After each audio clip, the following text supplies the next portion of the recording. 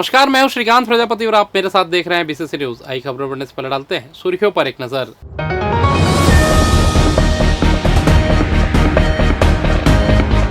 CM ने अटल परिसर का किया लोकार्पण, जिले को मिली करोड़ों की सौगात।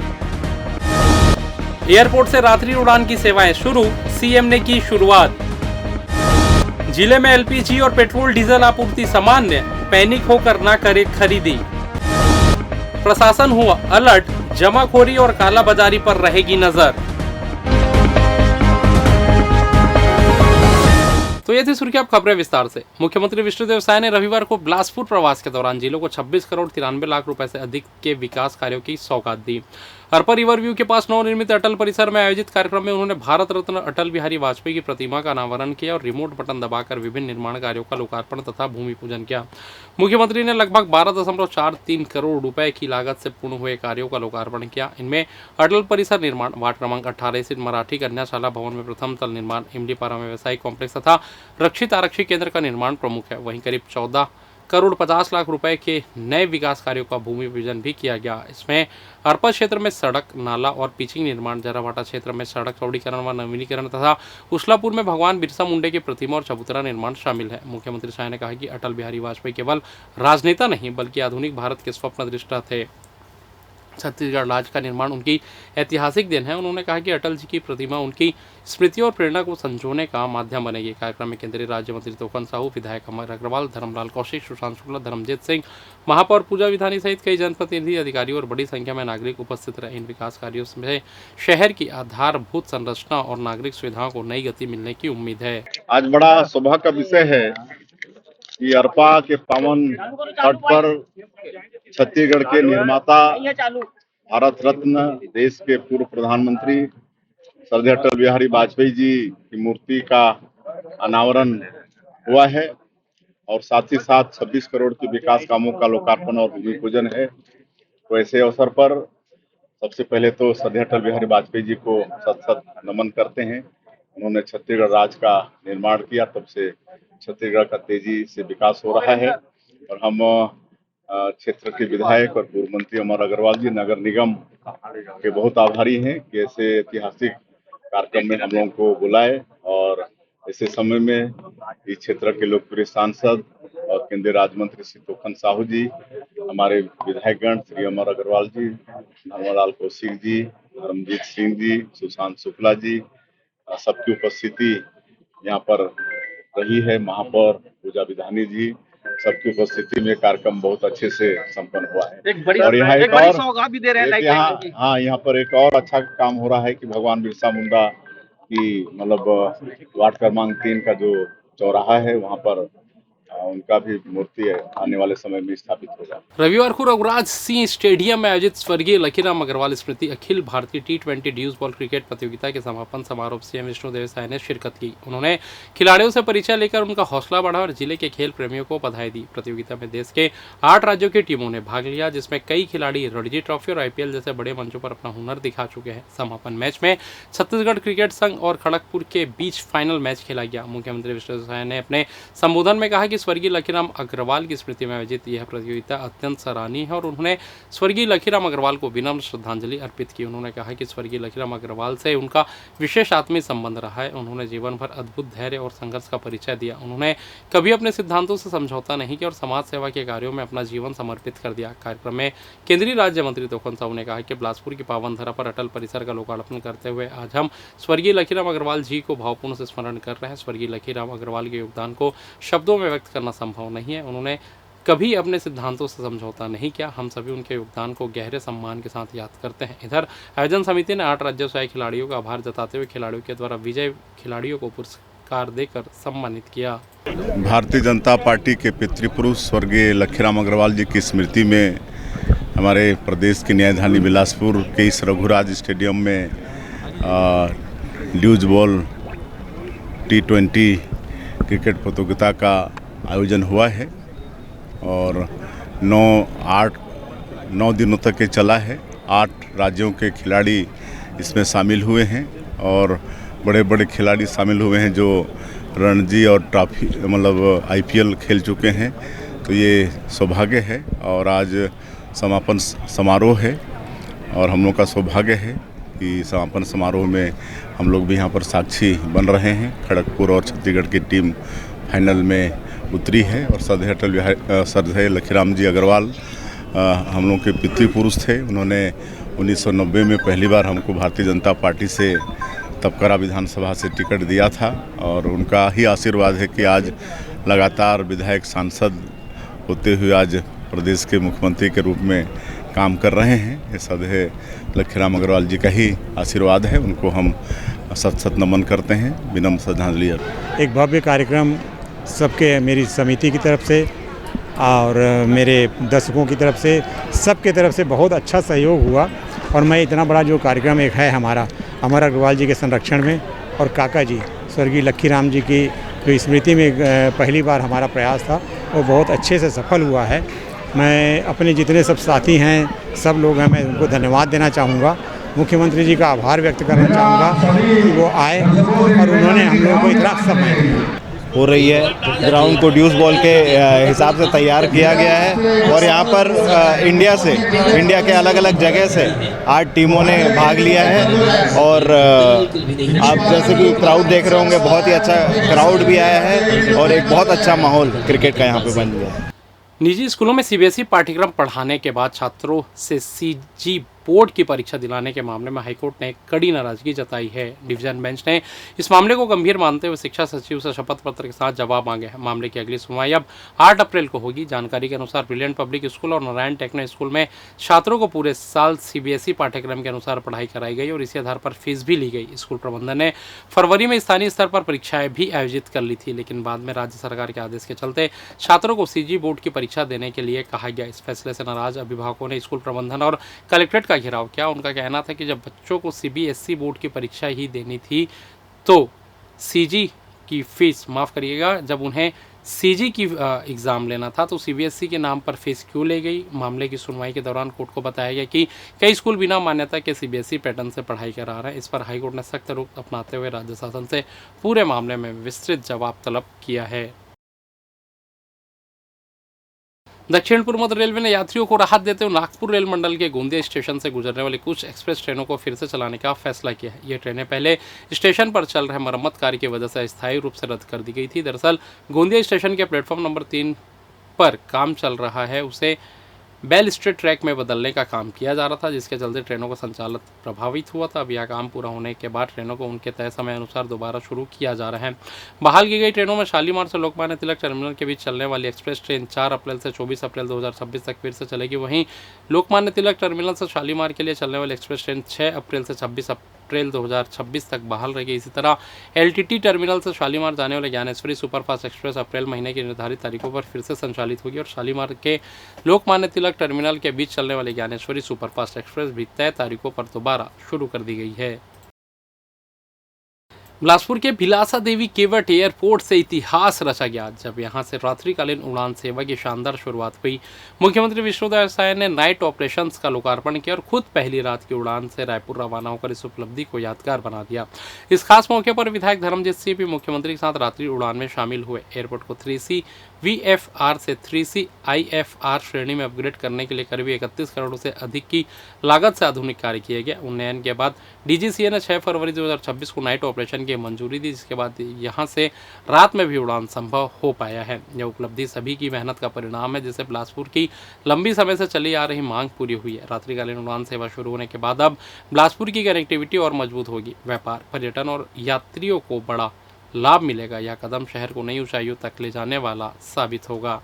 सिर्फ बिलासपुर के लिए नहीं, पूरे छत्तीसगढ़ के लिए ऐतिहासिक दिन है। ये एक बड़ा काम यहाँ पर शुभारंभ हो रहा है। आप सब लोगों की भी एक बहुत पुरानी मांग थी कि बिलासपुर में नाइट लैंडिंग टेकअप की व्यवस्था हो और उसकी आज शुरुआत कर रहे हैं और इसके लिए हम सबको धन्यवाद देना चाहेंगे। हम लोग इसके लिए हमारे जो विमानन मंत्री हैं राम नायडू जी, उनसे कई बार दिल्ली में जाके मुलाकात किए हैं। हमारे केंद्रीय राज्य मंत्री, हमारे विधायकगण सभी जाके बात की, आग्रह किए और हमारे अधिकारी, इंजीनियर जिनका भी सहयोग रहा है, सबको हम धन्यवाद देना चाहेंगे।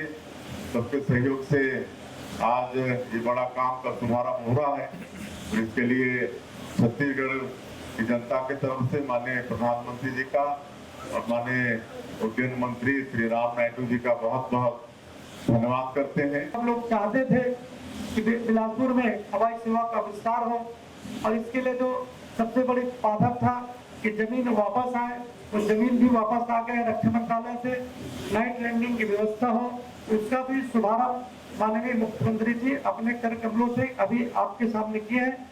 आदरणीय प्रधानमंत्री जी यही चाहते हैं कि हवाई चप्पल पहनने वाले भी हवाई यात्रा करें, उसी दिशा में यह प्रयास हुआ है। माननीय हमारे अमर अग्रवाल जी, माननीय धर्मलाल कौशिक जी, माननीय हमारे धर्मजीत सिंह जी, सुशांत शुक्ला जी, हम सबने मिलकर के प्रयास किया और आज ये सुविधा उपलब्ध हुई है। इसके लिए और हमारे पत्रकार साथी भी मुझे बार बार पूछते थे तो मैं यही कहता था कि यह प्रयास जारी है और बहुत जल्दी होगा और वो घड़ी आज आई है। इसके लिए मैं माननीय मुख्यमंत्री जी का, माननीय प्रधानमंत्री जी का और आप सबके प्रति आभार व्यक्त करता हूँ। आप सबको धन्यवाद और बधाई देते हुए अपनी बात समाप्त करता हूँ। काफी दिनों से प्रतीक्षा रही है कि बिलासपुर की जो हवाई सेवा है वो हमारा 24 घंटे की हवाई सेवा होनी चाहिए और उसके लिए जो रुकावट थे कि हमारा नाइट लैंडिंग का प्रारंभ कब होगा,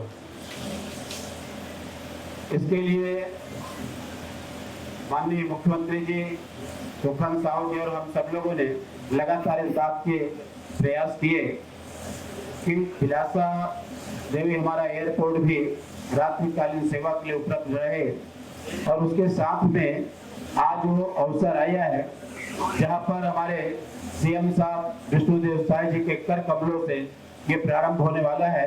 मैं आप सभी को उसके लिए बहुत बहुत बधाई देता हूं और माननीय मुख्यमंत्री जी का आभार व्यक्त करता हूं।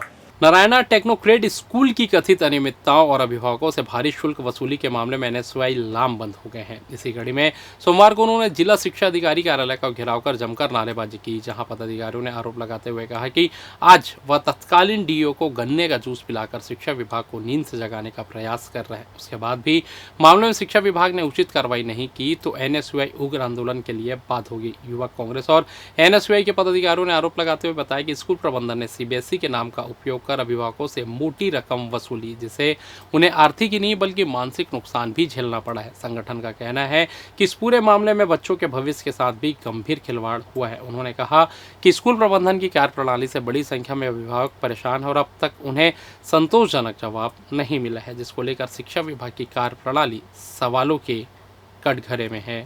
जिला शिक्षा अधिकारी इसमें सरासर गड़बड़ी है। जो अपने मतलब जिले के अंदर जितने भी स्कूल जो गड़बड़ी चला रहे हैं उसमें जिला शिक्षा अधिकारी संरक्षण है।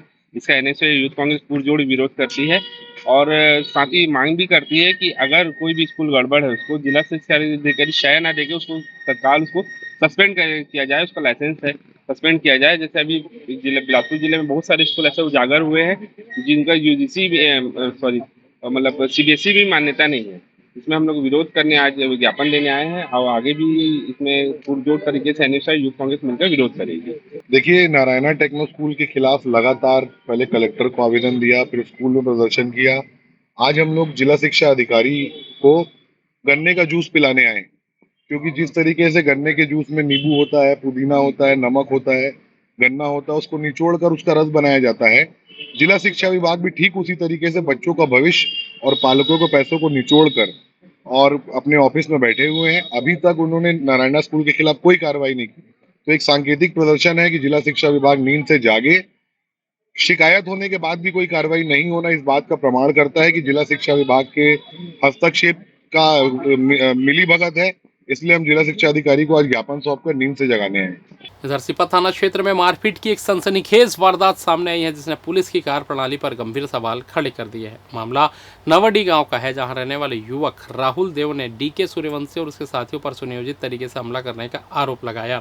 पीड़ित राहुल देव के मुताबिक डीके सूर्यवंशी उसके घर पहुंचा और किसी जरूरी बातचीत का हवाला देकर उसे अपने साथ नहर के पास ले गया। राहुल का आरोप है कि वहां पहले से ही कुछ लोग मौजूद थे जिन्होंने मिलकर उसके साथ बेरहमी से मारपीट की। युवक का कहना है कि जबकि उसे बुरी तरह पीटा गया, जिससे उसके शरीर पर गंभीर चोटें आई और उसे इलाज की ज़रूरत पड़ी। इस घटना को लेकर एक दूसरा पक्ष भी सामने आया। आरोपी DK सूर्यवंशी ने राहुल देव पर अपनी बहन के साथ छेड़छाड़ करने का आरोप लगाया और इसी विवाद के चलते मारपीट की बात कही जा रही है। हालांकि इस आरोप की पुष्टि अब तक आधिकारिक रूप से नहीं हो सकी और पुलिस जांच के बाद ही पूरे मामले की सच्चाई सामने आएगी। घटना के बाद राहुल देव ने सिपत थाने में शिकायत दर्ज कराई और FIR भी दर्ज होने की बात सामने आई है, लेकिन पीड़ित का आरोप है कि इसके बावजूद पुलिस ने अब तक किसी भी आरोपी के खिलाफ ठोस कार्रवाई नहीं की है। कार्रवाई में हो रही देरी से आहत और नाराज राहुल देव सोमवार को सीधे पुलिस अधीक्षक कार्यालय पहुंचा, जहां उसने अधिकारियों से न्याय की गुहार लगाई। पीड़ित ने मांग की है कि मामले की निष्पक्ष और त्वरित जांच कर आरोपियों के खिलाफ कड़ी कानूनी कार्रवाई की जाए ताकि उसे न्याय मिल सके और भविष्य में ऐसी घटनाओं पर अंकुश लगाया जा सके। इस घटना के बाद स्थानीय लोगों में भी आक्रोश देखने को मिल रहा है और लोग पुलिस की निष्क्रियता पर सवाल उठा रहे हैं। वहीं पुलिस विभाग की ओर से कहा गया कि मामले की जाँच की जा रही है और सभी पहलुओं को ध्यान में रखते हुए आगे कार्रवाई की जाएगी। बहरहाल अब देखने वाली बात यह होगी जांच के बाद क्या सच्चाई सामने आती है और पीड़ित को कब तक न्याय मिल पाता है। फिलहाल वक्त तो चला छोटे से ब्रेक का, मिलते हैं ब्रेक के बाद, कहीं जाइएगा नहीं। पिछले 17 वर्षों से रियल एस्टेट के क्षेत्र में दे रहे हैं अपनी सेवाएं और लगातार शहर की जनता को एक नई लिविंग लाइफस्टाइल। अपने कार्यों एवं सेवाओं के माध्यम से लाखों लोगों की उम्मीदों को दिया है आकार, इसलिए जिले में ही नहीं पूरे प्रदेश में इनकी पहचान है बरकरार। आपके सपनों के घर को हकीकत में बदल कर है दिखाना, इसलिए आपके लिए लेकर आए हैं भाटी आशियाना।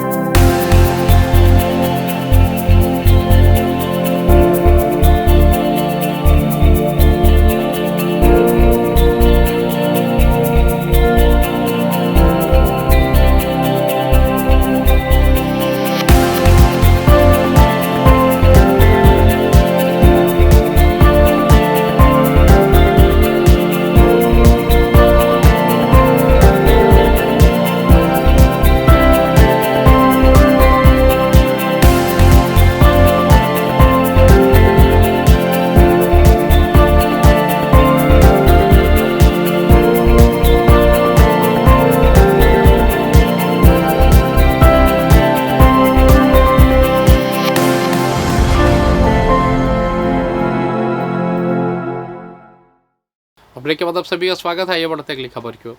बिलासपुर कलेक्टर संजय अग्रवाल ने सोमवार को आयोजित प्रेस कॉन्फ्रेंस में जिले में LPG गैस और पेट्रोल डीजल की उपलब्धता को लेकर स्थिति स्पष्ट करते हुए कहा कि बिलासपुर में फिलहाल किसी तरह की घबराने वाली स्थिति नहीं है।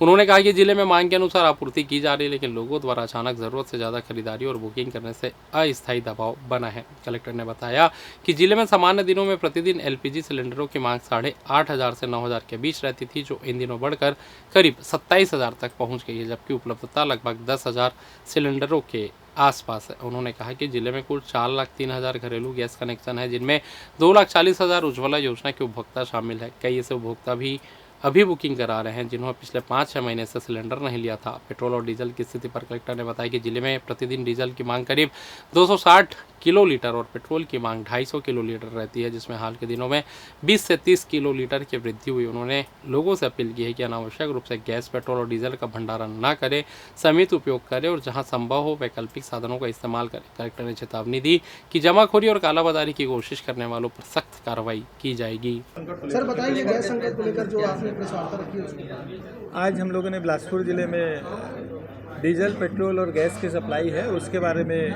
आप सब लोगों से जानकारी साझा की है। और जैसा मैंने आप लोगों के समक्ष रखा, यहाँ पे हमारे फूड कंट्रोलर भी हैं और ऑयल कंपनी के मार्केटिंग कंपनी के अधिकारी भी हैं। और हम लोगों को जो जानकारी साझा की गई है उसमें यही है कि हमारी जो सप्लाई गैस की जो होती थी, डोमेस्टिक गैस के 8,500 से 9,000 पहले भी आती थी, अभी भी हमारी सप्लाई उतनी ही है, बल्कि इस बीच थोड़ी डिमांड बढ़ी है तो सप्लाई में थोड़ी सी बढ़ोतरी हुई है। डीजल्स और पेट्रोल्स की भी सप्लाई हमारी पहले की तुलना में अभी बढ़ी है। इस समय चूंकि ये सप्लाई जो है वो किसी भी मायने में कम नहीं है, डिमांड जो है वो बढ़ी है। डिमांड जो बढ़ी है उसके पीछे रीज़न जो है वो सब हम लोगों ने एनालिसिस किया तो इसमें कुछ शंका लोगों को रहती है कि चूंकि ये क्राइसिस का टाइम है, ऐसे समय पे आगे अगर सप्लाई नहीं हुई तो लोग जो है कुछ समय के लिए एक्स्ट्रा स्टोर करके रखने की कोशिश करते हैं। इस कारण से डिमांड बढ़ी है। मेरा आप सब लोगों के माध्यम से ये अपील है कि ये क्राइसिस का समय है और ऐसे समय पे हम इतना ज़रूर भरोसा करें कि हमारा सप्लाई सिस्टम अच्छा है, उसमें कहीं कोई दिक्कत नहीं है। हम इस समय अपनी ज़रूरतों को अगर हम उसमें कुछ भी 5-7%, 10% कर्टेल कर सकते हैं, कम कर सकते हैं। जैसे मैंने एक एग्जांपल भी बताया कि अगर हम पानी गैस सिलेंडर से गर्म करते हैं और अगर हमारे पास ऑप्शन है बिजली से पानी गर्म करने का, तो हमें अगर उस ऑप्शन पे जाएंगे तो हमारा गैस का कंजम्पशन कम होगा। तो इस तरह से जो भी दूसरे विकल्प हैं उन विकल्प को भी हम लोग एक्सप्लोर करके हमारी जो बाहर दूसरे कंट्री से जो गैस पे बहुत ज़्यादा अभी डिपेंडेंसी है, उस डिपेंडेंसी को अगर हम कम करेंगे तो कहीं भी गैस की, डीजल की, पेट्रोल की क्राइसिस नहीं रहेगी। आप सब लोग आए, आप सब लोगों को बहुत बहुत धन्यवाद। Thank you. छत्तीसगढ़ आयुर्विज्ञान संस्थान यानी सिम्स में स्वास्थ्य सेवाओं को नई दिशा देते हुए ग्रीन एनेस्थीसिया की पहल की जा रही है। इस पहल के तहत मरीजों को सुरक्षित उपचार प्रदान करने के साथ साथ पर्यावरण और चिकित्सकों की सुरक्षा पर भी विशेष ध्यान दिया जा रहा है। ऑपरेशन थिएटर में उपयोग होने वाले एनेस्थीसिया गैसों के दुष्प्रभाव को कम करने के उद्देश्य से सिम्स द्वारा आधुनिक और पर्यावरण हितैषी तकनीकों को अपनाया जा रहा है। आपको बता दें कि पर्यावरण के लिए गंभीर खतरा सर्जरी के दौरान उपयोग की जाने वाली गैसें जैसे डेस्लूरीन और नाइट्रस ऑक्साइड ग्रीन हाउस गैसों के रूप में जानी जाती है। इनका प्रभाव कार्बन डाइऑक्साइड से कई गुना अधिक होता है और ये लंबे समय तक वातावरण में बनी रहती है, जिसके मद्देनजर अब ग्रीन एनेस्थीसिया को उपयोग में लाने की पहल की गई है। मिली जानकारी के अनुसार यह एक ऐसी पद्धति है जिसमें मरीज को सुरक्षित बेहोशी के साथ साथ पर्यावरण पर पड़ने वाले दुष्प्रभाव को कम किया जाता है। इसका उद्देश्य स्वास्थ्य सेवाओं को अधिक सुरक्षित और टिकाऊ बनाना है। बर्ड फ्लू संक्रमण के चलते 24 मार्च से लागू प्रतिबंधों ने बिलासपुर के अंडा व्यापारियों की मुश्किलें बढ़ा दी है। सोमवार को बड़ी संख्या में व्यापारी कलेक्टर कार्यालय पहुंचे और ज्ञापन सौंपकर दुकानें खोलने, व्यापार संचालन की अनुमति देने की मांग की। व्यापारियों ने बताया कि प्रशासनिक रोक के कारण उनका व्यवसाय पूरी तरीके से ठप हो गया, जबकि नवरात्रि से पहले का अंडा स्टॉक अब खराब होने की कगार पर पहुँच गया। इससे उन्हें अधिक आर्थिक नुकसान उठाना पड़ रहा है। ज्ञापन में व्यापारियों ने प्रशासन से पुराने स्टॉक को बेचने की अनुमति देने की मांग की है। साथ ही उन्होंने कहा कि जब बाहर से अंडा और चूजा बिलासपुर पहुंचने की जानकारी मिल रही है तो स्थानीय व्यापारियों को भी तिल्दा, मुलमुला, रायपुर, सिमगा, राजनांदगांव, दुर्ग, भिलाई जैसे क्षेत्रों से माल लाकर बिक्री करने की अनुमति मिलनी चाहिए। व्यापारियों ने यह भी मांग की कि सुरक्षित व्यापार संचालन के लिए प्रशासन स्पष्ट दिशा निर्देश जारी करे। व्यापारियों का कहना है कि यदि जल्द राहत नहीं मिली तो उनका कारोबार पूरी तरह चौपट हो जाएगा। बर्ड फ्लू के खतरे के बीच अब व्यापारियों पर आर्थिक संकट भी गहराने लगा है। चाहिए कि हमें अपना कारोबार चालू करने दिया जाए।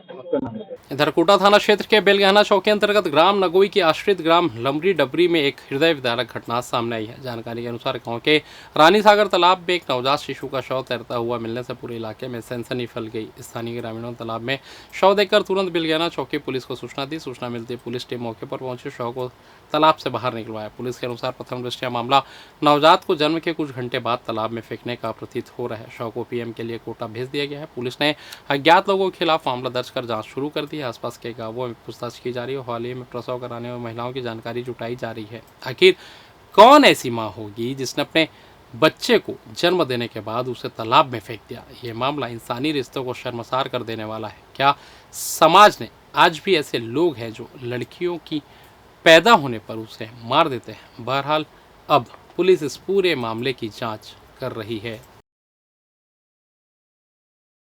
मछली पकड़ने के लिए अपनाया गया अवैध और खतरनाक तरीके एक युवक की जान ले बैठा। तखतपुर थाना क्षेत्र के ग्राम सूरी घाट में रविवार सुबह मनियारी नदी में करंट लगाकर मछली मारने की कोशिश कर रहे युवक की करंट की चपेट में आने से मौके पर ही मौत हो गई। घटना के बाद गांव में शोक की लहर है। मिली जानकारी के अनुसार ग्राम सूरी घाट निवासी माया राम केवट रविवार सुबह करीब 9 बजे मनियारी नदी में मछली पकड़ने गया था। बताया जा रहा है कि उसने नदी में जाल बिछाकर बिजली करंट प्रभावित किया था ताकि मछलियां आसानी से फंस सके। इसी दौरान अचानक उसका पैर पानी में पड़ गया और वह खुद ही करंट की चपेट में आ गया। करंट का झटका इतना तेज था कि उसे संभलने या बचने का मौका तक नहीं मिला और मौके पर उसकी मौत हो गई। घटना की सूचना मिलते ही परिजन और ग्रामीण मौके पर पहुंचे। बाद में तखतपुर पुलिस भी पहुंची और शव को कब्जे में लेकर पीएम के लिए भेज दिया। यह हादसा एक बार फिर साबित करता है कि करंट से मछली पकड़ना न केवल अवैध है बल्कि बेहद जानलेवा भी है।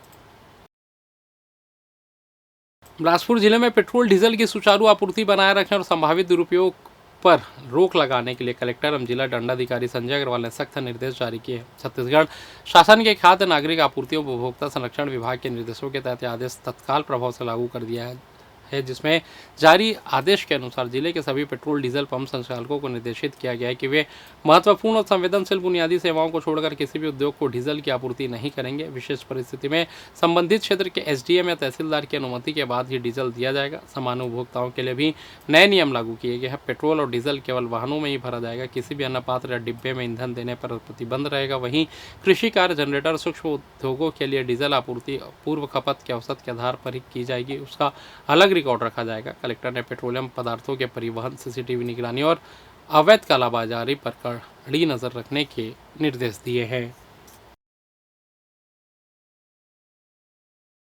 पश्चिम एशिया में उत्पन्न परिस्थितियों को देखते हुए बिलासपुर संभाग में प्रशासन पूरी तरह सतर्क हो गया है। मुख्यमंत्री विष्णुदेव साय के निर्देश पर संभागीय कमिश्नर सुनील जैन और आईजी रामगोपाल गर्ग ने बंधन सभा कक्ष में समीक्षा बैठक लेकर कलेक्टर, पुलिस अधीक्षक, तेल कंपनियों के अधिकारियों, डीलरों और वितरकों को जरूरी दिशा निर्देश दिए। बैठक में कलेक्टर संजय अग्रवाल और एसएसपी रजदेव सिंह सहित अन्य अधिकारी मौजूद रहे। बैठक में पेट्रोल, डीजल, एलपीजी गैस, उर्वरक और अन्य आवश्यक वस्तुओं की उपलब्धता एवं आपूर्ति व्यवस्था की विस्तार से समीक्षा की गई। कमिश्नर ने निर्देश दिए कि बिलासपुर संभाग में इन वस्तुओं की पर्याप्त उपलब्धता हर हाल में सुनिश्चित की जाए और किसी भी प्रकार की कृत्रिम कमी न बनने दी जाए। उन्होंने अफवाहों पर नियंत्रण को भी बेहद जरूरी बताते हुए सोशल मीडिया और अन्य माध्यमों पर फैल रही भ्रामक सूचनाओं की लगातार निगरानी और तत्काल खंडन के निर्देश दिए। प्रशासन ने राज्य स्तरीय कंट्रोल रूम का व्यापक प्रचार प्रसार करने को कहा है। साथ ही सभी जिलों के कंट्रोल रूम सक्रिय रखकर शिकायतों का त्वरित निराकरण सुनिश्चित करने के निर्देश दिए गए। कमिश्नर ने कालाबाजारी, जमाखोरी और अवैध ईंधन बिक्री पर कड़ी कार्रवाई के निर्देश दिए। वहीं आईजी ने सीमावर्ती चेक पोस्टों पर